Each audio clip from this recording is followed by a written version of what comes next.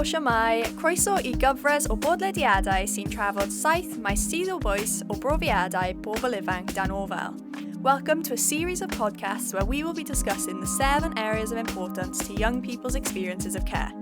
Before we start, we would like to acknowledge the sensitive topics we're about to discuss. The content covers life in a care setting, the effect of negative mental health, relationships both personal and professional, and grief. The podcasts have been created in a safe space for young people to facilitate freedom of expression on their real-life experiences. Support staff have been available to assist before, during, and after the making of the podcasts. If there is anything in the content of the recordings that has affected you, please reach out for support. For more information on the services that support young people, please click the link in our podcast description. Hi, my name is Rosie, and I'm here with Dan and Aaron. Yo. Reason. The first of the 7 areas that we'd like to discuss in our podcast today is healthy relationships. People experience lots of relationships throughout their lives. Aaron, if we start with you, how would you describe your experiences with professionals? For example, some care experience people have professional relationships with social workers or young personal advisors. I guess it varies from different social workers to social workers. In my circumstances with my YPA, my young person's advisor, she's class, she does everything. She gets the funding for anything I need. However, my social worker isn't great. Also, we don't normally get social workers that last very long. It's not great having to change social workers all the time, because it can really affect your mental health, having to build new relationships all the time. Dan, would you say your experiences have been similar to Aaron in any way? Yeah. I want to go back to when he said social workers don't stick around, because in the past I had loads and loads of social workers that just came for a couple of months and then left. And obviously I built those relationships up, so I don't want to lose them. Mm-hmm. But now I'm settled now, got my social worker, I have a good relationship with her, get stuff done when it needs to be done. But yeah, we all go through that sometimes though. I'd say that's great that you've now got a social worker who you trust, for example. Yeah, of course. But unfortunately, I'd agree with both of you. And I'd say that in my experience, social workers haven't been consistent at all. And for care experience young people, your social worker could be the most consistent relationship you have. And for those young people who have to move around a lot, who have to keep rebuilding these relationships, it can have a negative impact on them making any relationships, never mind healthy relationships. Aaron, if I can just go back to what you said about your social worker not being good, could you expand on why you don't think they're great? Sometimes they don't focus on what really matters to the young person. It sometimes almost feels like you are just another case, whereas they could build on relationships and make you feel like they want to help you.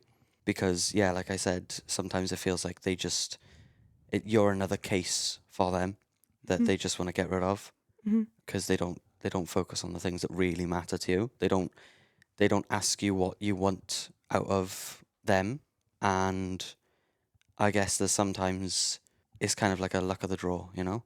So what about other professional relationships? So Dan, if we go to you, what about your relationships with teachers or with youth workers, for example? Well, teachers, different story, but youth workers, settled now, innit? Obviously, I got a youth club that I go to. What youth club is that? Roots Foundation. Yeah, but I enjoy going there, spend time there. Really got good relationships with them, good mates there, all trustworthy, innit? But then school, it's a different story, innit? It's obviously young lad doesn't want to be in school. But I'm going through it though. We all have tough times as well, so we're going through that tough time at this moment now. But with the teachers, there's good teachers and there's, Would you say your experience in care affect your relationships with teachers? Yeah, of course, yeah. But there's some teachers that understand it, but some teachers can't get around it. Okay. And then sometimes I don't want to share my emotions with other teachers that I don't know. It takes time to build a relationship up. There's a teacher in my school that I've known since year 7, so obviously grew that. I built that relationship up with her. But now I wouldn't go to a different one. Aaron, would you like to comment on your relationships with youth workers or teachers? Teachers, I found that because I went into care not long after I left school, I didn't really have any effects with teachers. They were all lush. Obviously, you had a few teachers that weren't great, but that's just how it is. But yeah, youth workers, they're great. Yeah, they're open. They open themselves up to build relationships with you. They get to know you, and they welcome you to be able to talk to them whenever and about whatever you want. I'd completely agree with both of you. So I've had a good experience with youth workers as well. And I think that having that relationship is so important for care experienced people. And like both of you mentioned, they're always there for you, which can be different to teachers. I think it's so important to have them throughout being care experienced. If we move on to relationships with family, so if we think about siblings potentially or any difficulties with contacting your family, how would you say your experiences have been? What happened with me, my sisters have been split up from myself. So, because of social services, there hasn't been as much contact with my sisters as I'd like. Also, with seeing parents, sometimes that can be a bit tricky, especially when social services don't tell you things. But once again, with siblings, I think keeping relationships strong with families is very important to anyone, because I mean, you've grown up your entire life knowing these people, and to not be able to talk to them without someone else being there is really hard. So I think having something to keep those relationships open and strong is really important. Would you say that you feel listened to in the relationships you would like to have, so with your family, for example? And would you say the professionals have aided in this and helped you or encouraged you in any way? I don't think so, because there's been many times where I haven't been allowed to see family members because of things that, well, I haven't been told why, which can be really annoying. But yeah, it can be hard. But like I said, it's really important to keep them as strong as possible. And when people listen to you and your thoughts and feelings towards keeping in contact with family, when they listen to you, it makes you feel appreciated, that you're being listened to and respected, which is also very important with mental health, because then once everything kicks off, it's one thing can trip you and you'll fall, like, and you'll smack your head. But yeah, being listened to is very important, I think. Yeah, and relationship with my family is it's different for me because I know that I got family members that really like love me and that, and I love them too as well, and we got a good relationship. Like we have banter and that, but like I went into care when at the age of 10, so I'm 14 now. I lost my brother a couple of months ago, which I don't even know. My relationship with him was just the best relationship you can ever ask for, and obviously I lost that now. But I got older brothers, but I haven't really made that relationship up with them.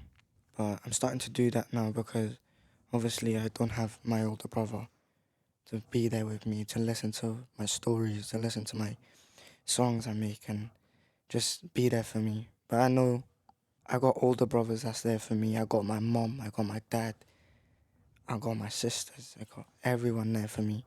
So it's all healthy and sometimes we do have arguments, but that's just life. You gotta go through those times as well. As Aaron said as well, when they listen to me, I feel so much. I know they're there for me, and like, of course, no one would like it if their family members would listen to them and that. Yeah, they were very good points. I'd say as well, as a young person, you're very influenced by those around you. So if we look at seeing healthy relationships or having our own role models, I think personally, in speaking to other young people, that can be difficult, especially when you're moved from placement to placement. You don't get to build these relationships, and you're also not in a placement long enough to necessarily see these relationships or have role models. Do you think this makes it more difficult for you as a young person to make and maintain healthy relationships? Aaron? Yeah, well, I think having a good role model is really important in life. But concerning the rest, I don't think I have much I don't have much experience in moving placements, but I'm pretty sure Dan does. If you wanna. Yeah, I do. I think it was like 2 months ago now. I got moved to a different placement, to a different care home, house, family. I mean, I was with a couple, really nice, really lovely people.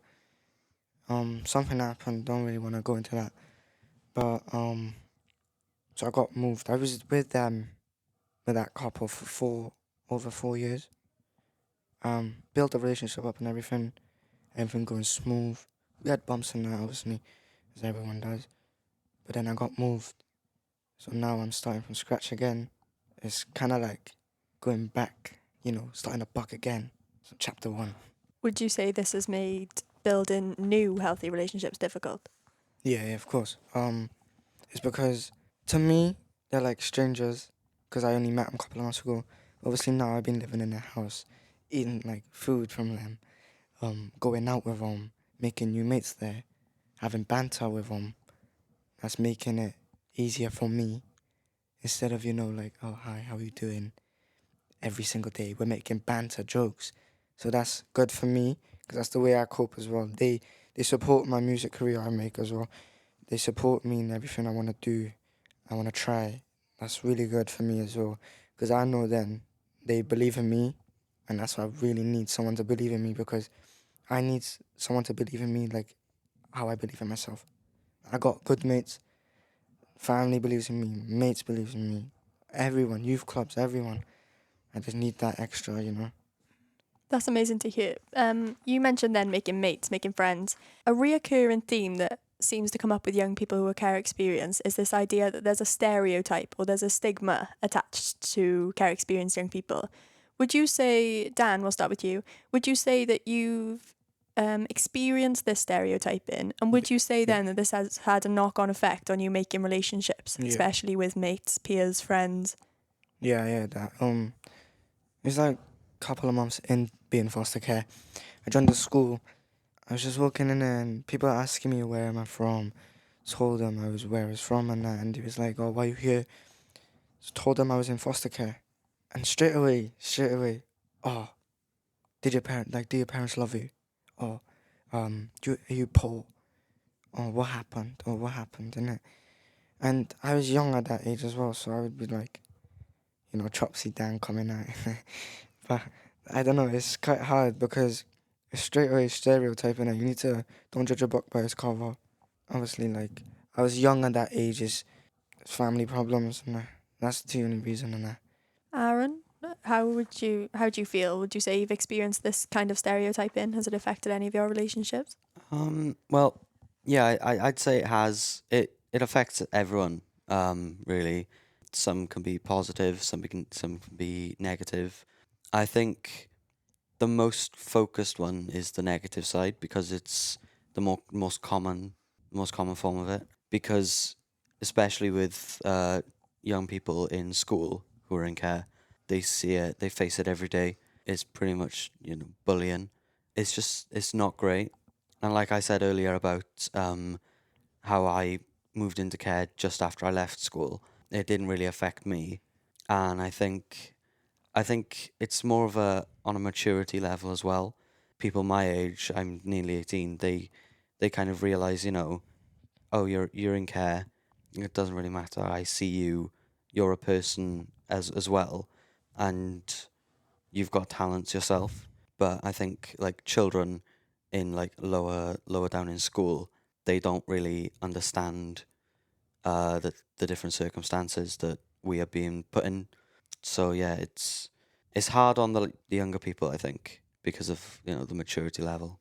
I'd also like to say, being in school when you're in care can be different as well, because I don't know what it's like for other people, but for me, it's I'm getting away with stuff just because I'm in care.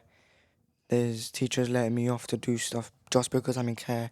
There's teachers that feel sorry for me just because I'm in care. It's always care. Oh, foster care. Oh, don't do nothing. He's in foster care. So, for me, I just want to be treated like the other kids. If that's getting told off, if that's getting, behavior points or something, I want to be like them because I want to feel normal. I don't want to feel, oh, he's special because he's in care. some kids don't get that, but I feel like I do. Yeah, I get treated different. you want to be empathized and not sympathized. Exactly. I think that's a really good point to reiterate. Like you said earlier, like Aaron said earlier, being judged as a human, not as a care experience person. And like you said, don't judge a book by its cover. Why Yeah. should you be treated differently just because you're care experienced? Exactly. We also talked about earlier how stereotyping, for example, can impact relationships. And so I'd like to talk about youth groups. So Dan, you mentioned earlier Roots, which I'm fortunate enough to attend as well. And I think it's so important for young people to have relationships with other people who are in similar positions. And so my next question would be, what do you think as a young person in care experience would help you in building these relationships? So if I was to start, I'd say more youth groups, as I've just mentioned, more ways for care experienced people to interact with each other. And I would also say, like we talked about earlier, consistent social workers. They're so important for us to build these healthy relationships. Aaron, what would you say would help young people in building these healthy relationships, or what would have helped your experience? I think getting to know more people who are in care, who've been through similar circumstances. I think getting to know people like that is very important because you feel like you're not alone, and you don't get, like I say, you don't get sympathized by anyone. Like, you don't want people to pity you. So people who are also in care, they'll hear your stories, they'll understand, and they'll just leave it at that. They won't, give you special treatment because of your specific circumstances. So yeah, I think knowing more people in care is really important. Places like Roots is perfect for care experienced people, just to get to know each other and realize you're not alone. Welcome back to the second part of the podcast. We decided we're going to talk about mental health. So sometimes we have good days and we have bad days. Good days, you can't go wrong with it, can you? You just have a good time. But then on the bad days, that's where the hobbies come in. Like, I listen to music, I make music, I express my feelings through music. I like rapping it, so I express my feelings through the rap, instrumentals, talk to mates about it, ride my bike, just hang out with mates, talk to youth workers. Yeah, well, I think it's important to know that everyone has good days and bad days. It's good to know that there's people out there to talk to, and even on a bad day, it might seem that there's literally no one who's willing to help you. But then you got to remember, then you've got family, you've got friends, you've got youth workers who are willing to listen and not judge, which is really important. And yeah, it's important to know that everyone goes through it, not just care experienced people, young people, children, adults, everyone. So yeah, it's important to know that everyone goes through it and you're not alone. I think what both of you have just discussed, so Aaron, you highlighted, but mental health really does affect everyone. And I think it's good to see that as a young person, especially, mental health is a subject that we're talking about more and more. I think it's good to understand that, like Dan said, we have good days, we have bad days. And it's important to know what to do in that situation, but it's also important to understand that it's okay not to be okay. And as long as we have these strategies and we know that there are people to talk to, and there are ways to make us feel better, then it is okay. So Dan, you just discussed making music. Aaron, you focused on talking to people. Personally, I like doing physical activity. I love going to the gym. I love music, similar to Dan, listening to music, all kinds of music as well. I think me personally, things that help my mental health is really staying organised and knowing what's going on, where I should be, for example, and staying on top of things. Yeah.